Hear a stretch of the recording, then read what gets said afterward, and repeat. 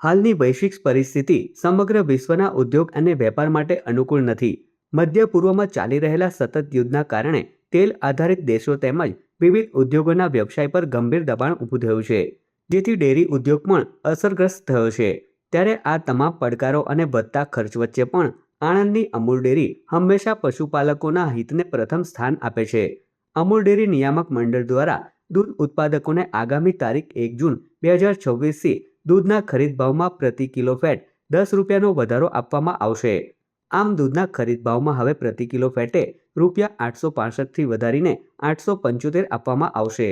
આ વધારાના કારણે 6.00% ફેટવાળા ભેંસના દૂધના પ્રતિ લીટર ભાવમાં રૂપિયા 6.61નો વધારો થઈ રૂપિયા 54.05 પ્રતિ લીટર તથા 7.00% ફેટવાળા દૂધના પ્રતિ લીટર ભાવમાં રૂપિયા 63.06 પ્રતિ લીટર થશે.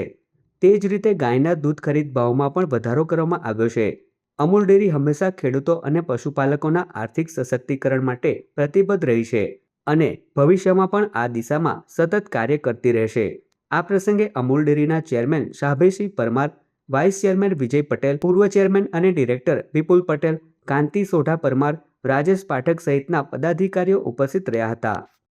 184.10 ના ભાવે ખરીદાતું ગાય દૂધ હવે તારીખ 1/6/2026 થી રૂપિયા 388.65 પ્રતિ કિલો સમતુલ્ય ફેટના ભાવે ખરીદવામાં આવશે. એટલે કે ગાય દૂધના કિલો સમતુલ્ય ફેટના ભાવમાં રૂપિયા 4.55નો વધારો કરવામાં આવ્યો છે.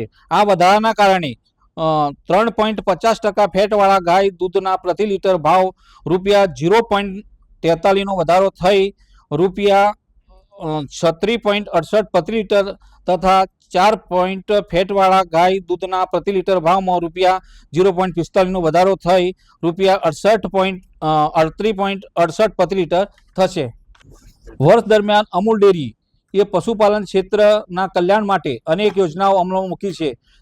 તેમાં સૌથી પ્રશંસનીય પહેલ તરીકે માત્ર રૂપિયા 25 પ્રતિ ડોઝના દર સેક્સ સિમેન્ટ ઉપલબ્ધ કરવાની યોજનાનો સમાવેશ થાય છે. અમૂલ દ્વારા ઓડ ખાતે એશિયાની સૌથી મોટી સિમન લેબ સ્થાપવામાં આવી છે.